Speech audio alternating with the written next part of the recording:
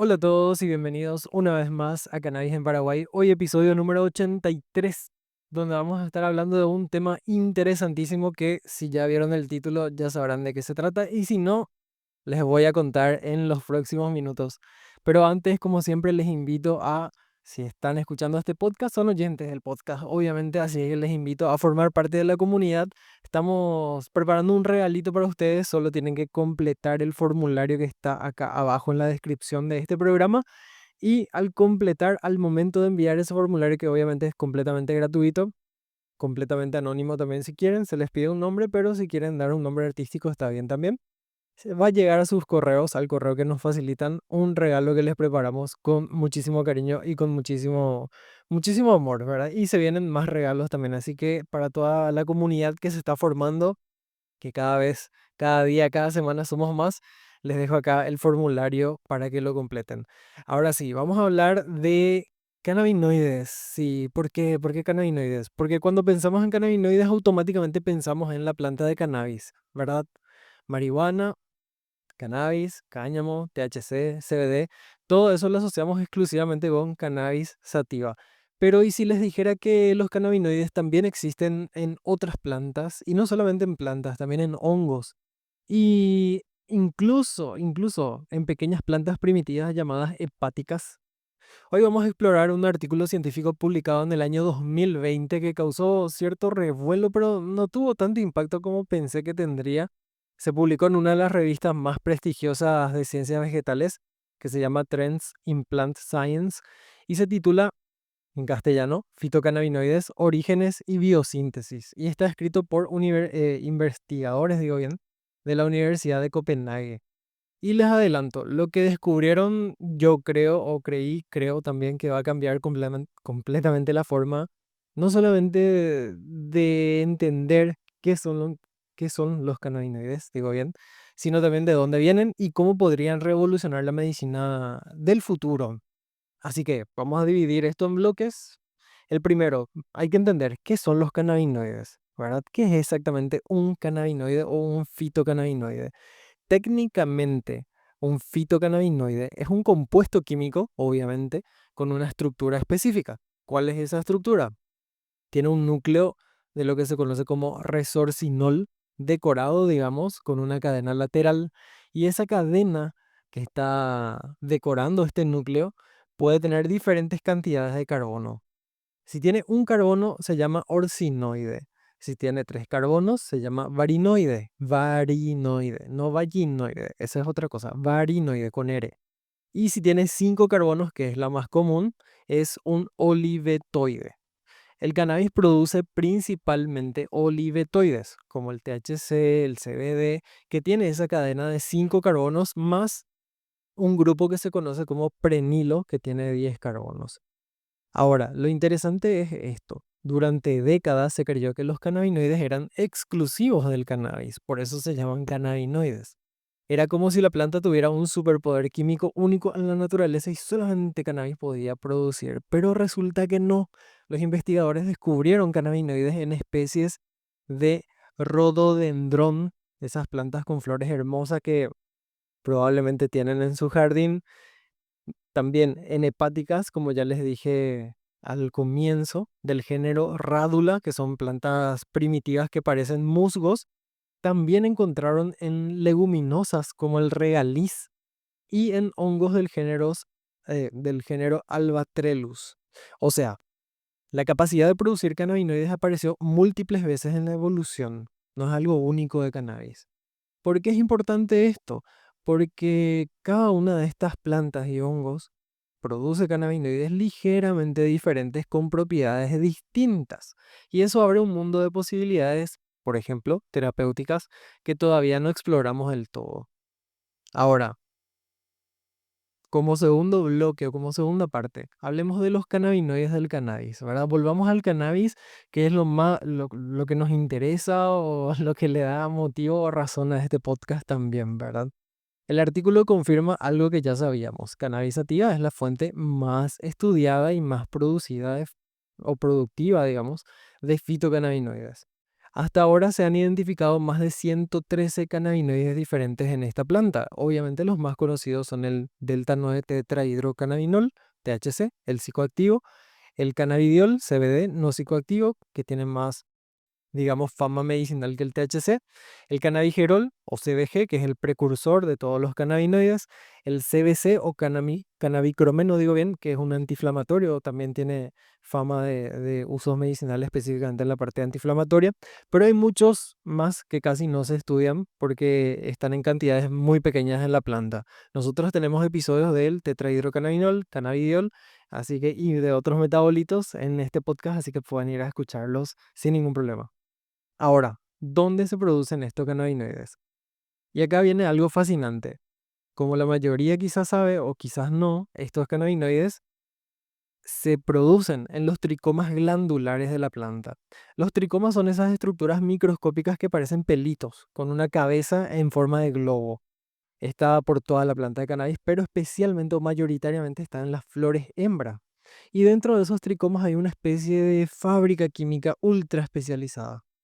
En el citoplasma de la célula se producen los ácidos grasos, que serían el punto de partida, y en los plástidos, o como por ejemplo los cloroplastos, se genera el GPP, que es el componente terpenoide de los cannabinoides. Y en el espacio extracelular, que es una cavidad de resina, se produce la ciclización final que forma los cannabinoides conocidos, ¿verdad? Que después derivan en el THC o CBD. Es decir, la biosíntesis del cannabinoide está distribuida en diferentes compartimentos de la célula y el producto final se almacena fuera de las células, en esa cavidad de resina. ¿Por qué fuera? Porque los cannabinoides son fitotóxicos. ¿Qué significa esto? Que si se acumularan dentro de las células de la planta, la matarían. Fito, planta, tóxicos, tóxico, ¿verdad? Entonces la planta los exporta a un espacio seguro donde no le van a hacer daño. Es como tener una fábrica de productos químicos peligrosos con un sistema de almacenamiento externo súper seguro, digamos, ¿verdad? Y bueno, ¿para qué usa la planta los cannabinoides entonces? Ahora, porque obviamente la planta no evolucionó para que nosotros fumáramos flores, ¿verdad? El artículo identifica varias funciones ecológicas de los cannabinoides. Primero, la protección contra rayos ultravioleta. Menciona que los cannabinoides absorben radiación ultravioleta B, que está entre los 280 y 315 nanómetros, que es dañina para el ADN. Funcionan como un protector solar natural. De hecho, cuando se somete plantas de cannabis a más radiación ultravioleta, producen más cannabinoides, ¿verdad? La gente que produce plantas y está especializada en la producción sabe eso. Segundo, protección contra la deshidratación. Dice el artículo que los cannabinoides son viscosos, son pegajosos. Cuando los tricomas se rompen por calor o por daño mecánico, esa resina forma una capa protectora sobre la superficie de la planta que previene la pérdida de agua. Es como el recubrimiento ceroso que tienen los cactus en el desierto, por ejemplo. Tercera función ecológica que identifica el artículo, la defensa contra herbívoros. Acá se pone interesante. Cuando un insecto intenta comerse la planta, los tricomas se rompen y liberan toda esa resina pegajosa. El resultado es que las mandíbulas y las patas del insecto quedan pegadas, literal se quedan atrapados. Y encima, los cannabinoides tienen propiedades antimicrobianas, así que también protegen contra hongos y bacterias. Cuarta función ecológica también de los cannabinoides, según el artículo, es que hay estudios que muestran que cuando el cannabis crece en condiciones de estrés térmico o en suelos pobres en nutrientes, producen más cannabinoides. Entonces, esta función estaría relacionada con el estrés por calor y nutrientes. Es una respuesta adaptativa de la planta para sobrevivir en ambientes hostiles. Básicamente, los cannabinoides son el sistema de defensa multifuncional, digamos, del cannabis. Ahora, hablemos de los cannabinoides en otras plantas porque esto es fascinante, ¿verdad? Rododendron, que era una de las plantas donde estaban presentes estos cannabinoides, se menciona que varias especies de rododendros o rododendrón producen cannabinoides del tipo CBC, cannabicromeno, pero con una cadena lateral más corta. O sea, es del tipo orsinoide, de un carbono, y un grupo sesquiterpeno en vez de monoterpeno. Rhododendron dauricum, que crece en Siberia y Mongolia, produce ácido dauricrom, dauricroménico, digámosle. DCA, ese es el nombre amigable, ¿Qué es el DCA o ácido douricroménico? Un cannabinoide con actividad, según un artículo, anti-VIH increíblemente potente. O sea, tiene una actividad anti-VIH, este cannabinoide del Rhododendron dauricum. El DCA, este cannabinoide, tiene una concentración efectiva media de 15 nanomolar. Para que te des una idea, eso es más potente que la acidotimidina, uno de los primeros fármacos anti-VIH.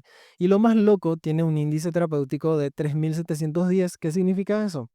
Significa que la dosis tóxica es casi 4000 veces mayor que la dosis efectiva. Es decir, es súper seguro según artículos y según investigaciones que se están realizando con este cannabinoide y esa actividad anti-VIH. Ahora, la otra planta que está del grupo de las hepáticas, las rádulas, son plantas primitivas, ya dijimos, pariente lejano de los musgos. Algunas especies del género rádula, nativas de Nueva Zelanda, producen perrotetineno, un análogo, o sea, una molécula parecida al THC.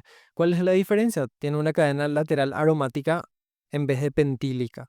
Esa es la diferencia. Tiene una diferencia estructural en su molécula.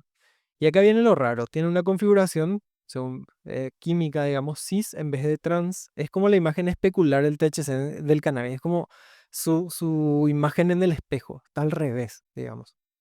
Y es psicoactivo. Activa el receptor CB1 igual que el THC, produciendo los mismos efectos: hipotermia, catalepsia, hipolocomoción, analgesia, lo que se llama tetrada conductual, según el artículo. Entonces, técnicamente, estas hepáticas, las plantitas, son psicoactivas al igual que el cannabis. Y sí, hay reportes de personas que las usan con fines recreativos, aunque es mucho menos común, ¿verdad? Porque es como un musguito.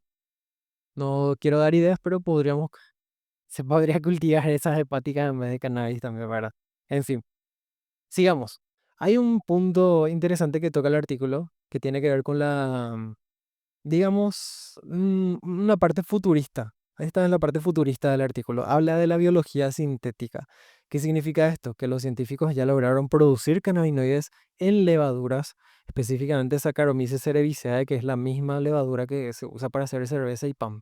En 2019, un equipo logró que levaduras produjeran 1,4 miligramos por litro de ácido cannabigerólico, 2,3 miligramos por litro de THC, 8 miligramos por litro de CBD, desde galactosa, o sea, desde azúcar. ¿Por qué es revolucionario? Porque no dependes de cultivar la planta, puedes producir cannabinoides en un bioreactor de forma controlada, rápida y escalable, ¿verdad? Podés también hacer cannabinoides imposibles, entre comillas, usando ingeniería de proteínas y bioquímica combinatoria. Se pueden crear cannabinoides que no existen en la naturaleza. Por ejemplo, cannabinoides con cadenas laterales de 4, 6 o 7 carbonos o con grupos funcionales específicos, ya dependiendo del gusto. Esto obviamente es algo más técnico, avanzado, químico, biotecnológico. El artículo menciona que lograron hacer cannabinoides halogenados, o sea, cannabinoides que tenían cloro, por ejemplo, que tienen propiedades antibacterianas, antifúngicas y antivirales mejoradas. Como tercer punto o como tercer... Sí, ¿por qué es revolucionario? Tercer punto de por qué es revolucionario. Se evita el problema de los cannabinoides menores, entre comillas. En la planta, cannabinoides como THCV, CBDV, CBN están en cantidades ínfimas. Es carísimo extraerlos y purificarlos. Pero con biología sintética se puede producir directamente en cantidades comerciales. Y cuarto punto, modificaciones post-biosíntesis. Una vez que tenés el cannabinoide, podés modificarlo enzimáticamente, agregándole azúcares para mejorar la solubilidad y absorción, agregando otros grupos funcionales que mejoren propiedades farmacológicas. Y bueno, es como tener una caja de Lego molecular donde podés construir el cannabinoide perfecto para cada aplicación médica, por ejemplo. Ahora, hablemos de las propiedades terapéuticas que menciona el artículo. El artículo menciona que el THC, según ellos encontraron, tiene propiedades analgésicas contra el dolor, antieméticas, o sea, contra las náuseas, vómitos, especialmente en quimioterapia. Estimulante del apetito también es el THC. Caquexia, o sea, para el tratamiento de las caquexias en VIH-Sida. Y también mejora el sueño, dice, pero tiene el problema de ser psicoactivo y de crear dependencia en algunos usuarios. Compararon esto con el cannabidiol y mencionaron que obviamente el CBD no es psicoactivo, es anticonvulsivo, por lo que se utiliza en epilepsia refractaria. Ya hay un fármaco aprobado que mencionan en el artículo, que es Epidiolex. También el CBD es ansiolítico para controlar la ansiedad, es antipsicótico, antiinflamatorio, antiartritis reumatoide, entre otros que, bueno, hicieron la comparación, ¿verdad? Y lo más importante, sin efectos secundarios significativos en la dosis recomendada. El CBD incluso reduce los efectos negativos del THC, como la paranoia, el deterioro de la memoria, entre otros. Mencionaron también algunos, digamos, aplicaciones terapéuticas de otros cannabinoides menores, como el cannabigerol o CDG, ¿verdad? Que dice que tiene baja afinidad por los receptores CB1, CB2 del sistema endocannabinoide. Tenemos un episodio del sistema endocannabinoide que pueden ir a escucharlo también. Básicamente interactúa con receptores diferentes al THC-CBD, lo que abren también nuevas vías terapéuticas. En cuanto al cannabicromeno CDC, menciona que es un antiinflamatorio potente, protector intestinal, y el THCV o tetrahidrocannabivarina menciona que tiene potencial contra obesidad y diabetes tipo 2, ¿verdad? Esto para mencionar rápidamente porque ya se nos alargó el episodio, pero les voy a dejar el artículo acá abajito para que puedan leerlo. A los suscriptores también del formulario les vamos a estar pasando una carpeta más adelante con todos los artículos que estuvimos analizando durante estos años en el podcast. Porque ahora que pienso, hoy se cumplen 2 años del podcast, ¿verdad? 2 años, tres. Bueno, vamos a corroborar esto y vamos a informar en el próximo episodio, pero sí, ya estamos por los 2, 3 años en este mismo momento, noviembre del año 2025. Así que, bueno, felicidades a Cannabis en Paraguay. Dejen sus comentarios, también voy a estar leyendo. Y bueno, agradecido con todos ustedes que siempre nos siguen y gracias por suscribirse siempre. Para terminar este episodio, hablemos de la realidad paraguaya. Como vimos en episodios anteriores, Paraguay tiene un marco legal para cannabis medicinal desde el 2017. La ley 6007 que creó el PROINCUMEC, ¿verdad? Pero acá viene el problema. Casi toda la investigación sobre cannabinoides se hace en Europa, Estados Unidos, Canadá, Israel. Paraguay es el mayor productor regional de cannabis, pero paradójicamente no tenemos investigación local robusta sobre nada, ni siquiera sobre biosíntesis. No tenemos capacidad de producción biotecnológica, no hay tanta inversión en esa parte y no estamos desarrollando cannabinoides propios. La oportunidad, ¿verdad? Con lo que aprendimos en este episodio, Paraguay podría establecer laboratorios de biología sintética, por ejemplo, para producir cannabinoides menores, en levaduras, por ejemplo, como dice el artículo. Investigar también cepas locales de cannabis paraguayo para identificar perfiles cannabinoides únicos, desarrollar fitomedicamentos basados en cannabinoides ácidos, THCA, CBDA, que no son psicoactivos, y quizás también colaboraciones internacionales con universidades que ya dominan estas tecnologías. eh, el conocimiento está ahí, la legislación lo permite, solo falta, qué sé yo, voluntad política y obviamente inversión, ¿verdad? Bueno, para cerrar este episodio que está medio largo, pero digamos que fue un especial por el aniversario de cannabis en Paraguay, este artículo nos muestra que los cannabinoides son mucho más que las sustancias de la marihuana, ¿verdad? Son compuestos químicos fascinantes que aparecieron múltiples veces en la evolución, cumplen funciones ecológicas cruciales en las plantas, tienen un potencial terapéutico enorme y todavía muy poco explorado.